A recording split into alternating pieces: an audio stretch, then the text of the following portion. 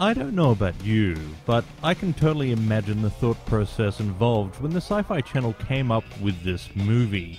No doubt they looked at the successful Mega Shark vs. Giant Octopus and thought, Mega Shark? Giant Octopus? Shark? Octopus? Sharktopus? Get me Roger Corman on the phone! Sharktopus gets off to a great start. After an infectious theme song, we see a girl go into the water, and it's suggested without breaking copyright that she's been followed by a world-famous shark. Before the shark, which may or may not be Jaws, can kill the girl, he's taken out by Sharktopus. Yes, that's right, Sharktopus will kick Jaws or any public domain equivalent's ass any day of the week. From there we meet Eric Roberts, who is the human star of this film. He gives us this setup scene where we learn that he made Sharktopus for the Navy and that he controls him via a collar. Eric's commander orders Sharktopus to take down a civilian boat. Sharktopus complies and his collar's broken in the attack and he escapes. As this is a sci-fi original movie, the first duty of any escaped monster is to kill the first random extra it finds, and in this case, Sharktopus gets his mate as well. From there he goes down to Mexico, where life and filmmaking is cheap. South of the border, Eric Roberts has no other choice but to hire Andy Flynn to track down Sharktopus. Flynn is supposed to be a hard-ass tracker, but he doesn't seem all that hard-assed. He isn't half as hard as Costa Mandela in Dino Croc, or John Colton from Supergator, and now I think about it, Reb Hillis from Dino Croc vs. Supergator. Anyway, you get the idea. Eric only wants the tracker to sedate Sharktopus, and then he can capture Sharktopus with his computer thingy. I didn't quite understand that plot point. Meanwhile, Academy Award winner / producer Roger Corman is checking out some shark bait. As he needs a high kill rate in this film, he stands there and does nothing. From there we go to a subplot involving a reporter who's also tracking down Sharktopus. As this subplot doesn't have a lot to do with the story, I'm not really going to talk about it. Let's move on. Meanwhile, best kill ever! From there, Trekker unsuccessfully tries to slut on to Eric Roberts' daughter. Don't worry, bro. I'm sure you'll win her over with your sweet monster-killing skills. They go off to capture Sharktopus. From there, we meet the presenter of a pirate radio station. He informs his audience about Sharktopus. Clearly, his radio station isn't very popular, as we'll see that every other person in Mexico is out on the water today. Anyway, this scene ends with a nice meta moment. So what is this, Stephanie? Is this some mad experiment gone horribly wrong? Maybe they're doing a movie. Oh, yeah. I can see that now. A former Navy SEAL / oceanographer is tracking down this abomination before it takes any more lives. I'd watch it. Sharktopus attacks, and it's not unlike this scene from Jaws.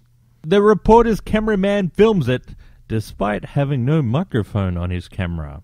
Back on the water, and Trekker has a save the cat moment, where he questions the ethics of making Sharktopus. Trekker may be a mercenary for hire, but he has morals, damn it. Eric Roberts' daughter still isn't keen on him. The reporter's footage gets on TV, and Eric's commander is furious. Eric doesn't care as he's started drinking, and he'll be pretty much drunk until the end of the film. From there, he has a chat to his daughter, and they have a conversation about the ethics of making Sharktopus. Not surprisingly, Eric Roberts has spliced some of the genes from Jeffrey Dahmer and John Wayne Gacy, and he's put them into Sharktopus. Well, not really, but you get the idea. He made Sharktopus evil. Eric Roberts' daughter isn't pleased. Trekker's display of ethics is a clear turn-on for Eric Roberts' daughter, and they have the "so, I think I like you" conversation. Back on the pirate radio station, and the pirate radio dude has an ironic death. I hope you're right. Trust me, okay? There is no such thing as a Sharktopus.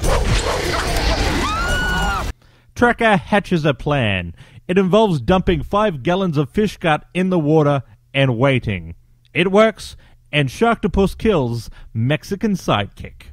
Sharktopus then flees to the mainland. Eric Roberts offers Tracker $1 million in order to bring back Sharktopus alive. Tracker's got to take the moral high ground on this one and kill Sharktopus. Yes, murder is always the moral high ground. Sharktopus makes it to a resort where he starts spreading his special brand of murder. Now, I've noticed that in a lot of Roger Corman monster movies, there always seems to be one breakout bad actor. In Cyclops, it was the Australian guy that was meant to be in ancient Rome. Oh my God! Get the troops! Tell them the Cyclops is loose and it's killing people! In Dino Croc vs. Super Gator, it was the receptionist. Someone from Mr. Drake's office called. They want you to meet at this location. And in Sharktopus, it's this guy. Oh my God! But this boy comes a close second. Dude, that's awesome! So Tracker shoots at Sharktopus for a bit, but he's soon trapped by Eric Roberts and his goon. Eric Roberts has yet another conversation about ethics with his daughter. Thankfully, Sharktopus turns up and saves us from it.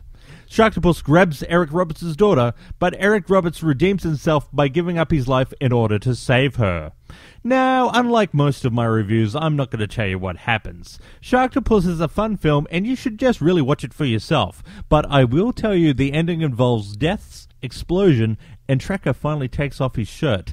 Who does he think he is? Reb Brown? Now, I only really have minor criticisms of this film.